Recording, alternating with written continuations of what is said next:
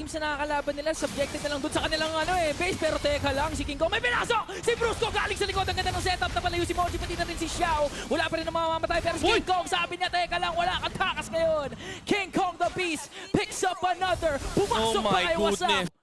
Hindi nakaka-counter kagad yung Papa. Supermassive! Brusco na naman! Kakasabi mo lang, inulit na naman ni Brusco ay may diversion pa. Doon sa ilalim ng implosion. Nakalabas din si Bloodset pero si King Kong nasa likuran. And pati na rin si Kelra. Inuubos yung mga members sa harap ng Papa na Supermassive. King Kong nakikipaglaban sa dalawa. Kaya ba niya? Pero nandito na si Mr. Frontline. Solo rank warrior para sa kanyang mga kakampi. Hinarangan niya rito yung mga papatay kay King Kong. Pero yung snipe mula kay After Dark ay naging... Clement, saka again si Kirk, no? Na nandun lang sa unahang diversion. Saan papunta to? Doon sumipad ng kalawa. Si Kelra yung pinadala. Baka makita si Xiao dito. Heavy crossbow. Oy! Nanakaw yung Lord!